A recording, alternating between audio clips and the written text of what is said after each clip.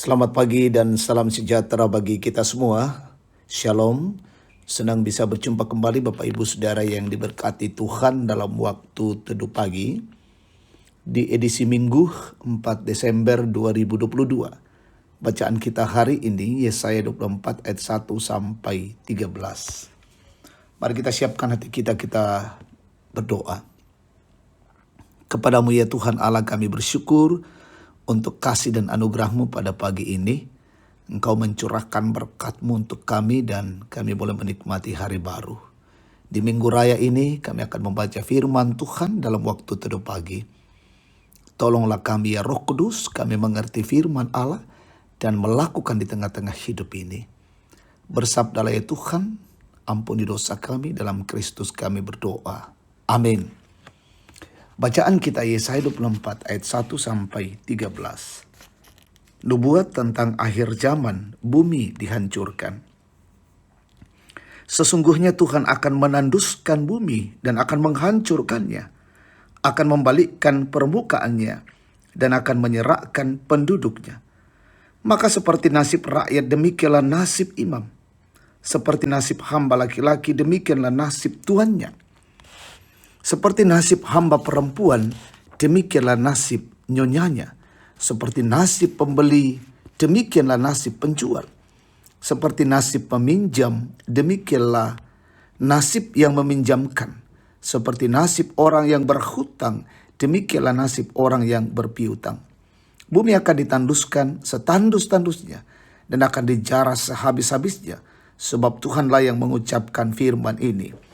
Bumi berkabung dan layu, ya dunia merana dan layu. Langit dan bumi merana bersama. Bumi cemar karena penduduknya sebab mereka melanggar undang-undang, mengubah ketetapan dan mengingkari perjanjian abadi. Sebab itu sumpah serapah akan memakan bumi dan penduduknya akan mendapat hukuman. Sebab itu penduduk bumi akan hangus lenyap dan manusia akan tinggal sedikit. Air anggur tidak menggirangkan lagi, pohon anggur merana, dan semua orang yang bersuka hati mengeluh. Kegirangan suara rebana sudah berhenti, keramaian orang-orang yang beria-ria sudah diam, dan kegirangan suara kecapi sudah berhenti. Tidak lagi orang minum anggur dengan bernyanyi, arak menjadi pahit bagi orang yang meminumnya. Kota yang kacau riuh sudah hancur. Setiap rumah sudah tertutup, tidak dapat dimasuki. Orang menjerit di jalan-jalan karena tiada anggur. Segala sukacita sudah lenyap, kegirangan bumi sudah hilang. Yang terdapat dalam kota hanya kerusakan. Pintu gerbang telah didobrak dan runtuh. Sebab beginilah akan terjadi di atas bumi, di tengah-tengah bangsa-bangsa, yaitu seperti pada waktu orang menjolok buah zaitun, seperti pada waktu pemetikan susulan, apabila panen buah anggur sudah berakhir. Amin. Tema kita hari ini, ditegur untuk diberkati. Saudara-saudara, pasal 24 merupakan nubuatan Yesaya atas Israel yang tak lama lagi akan mengalami kekalahan dari Babel. Kekalahan itu digambarkan tandusnya bumi dan nasib buruk bagi semua kalangan, rakyat, imam, hamba, maupun tuan. Selain itu ayat 3 menerangkan akan terjadi penjarahan. Ketika Babel menaklukkan Israel, tak hanya barang berharga yang dijarah, tetapi juga semua orang terampil dan pandai diboyong ke Babel. Semua hasil bumi akan lenyap, anggur akan habis, suara rebana yang menggembirakan takkan ada lagi. Tidak ada suara orang bernyanyi, arak dan anggur yang tersisa memakit begitu saja. Mengerikan bukan? Mengapa hal yang sangat buruk ini harus terjadi pada Israel? Pada masa itu, Israel mengalami kemerosotan moral.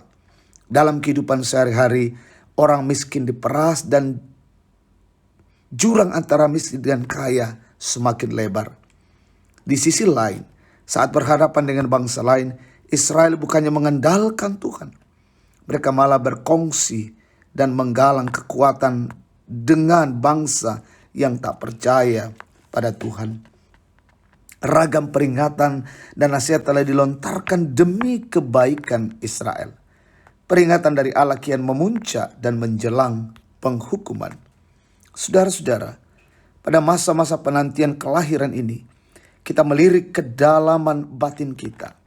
Tampaknya kebebalan Israel tersebut di atas terjadi pula dalam kehidupan kita. Kebebalan Israel tersebut di atas terjadi pula dalam kehidupan kita.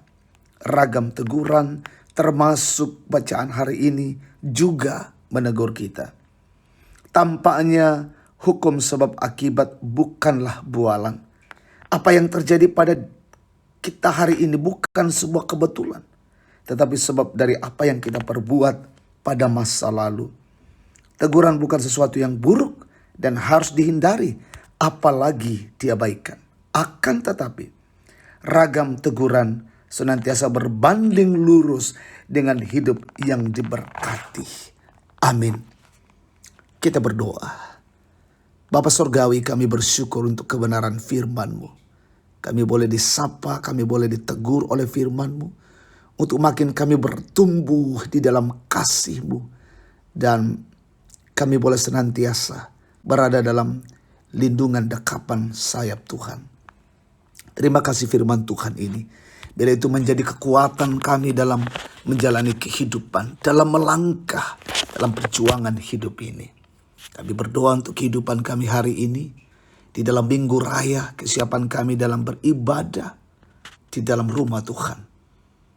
Tuntun kami untuk menikmati persekutuan di dalam rumah Tuhan. Kami hidup di dalam kasih dan anugerah-Mu, dan kami menyembah memuliakan Tuhan. Kami berdoa, pemerintah bangsa dan negara ini berkati pemimpin-pemimpin kami. Berkati umat Tuhan yang mungkin sedang sakit, sembuhkan. Yang berduka, hiburkan. Yang lalai, sadarkan. Yang mengalami pergumulan, tekanan, kesulitan hidup, teguhkan mereka. Kami berdoa yang berulang tahun, sempurnakan sukacita mereka. Orang tua kami, opa dan omah, berkati tetap sehat. Dan kami berdoa saudara-saudara kami yang terus rindu mendapat pekerjaan, Tuhan karuniakan.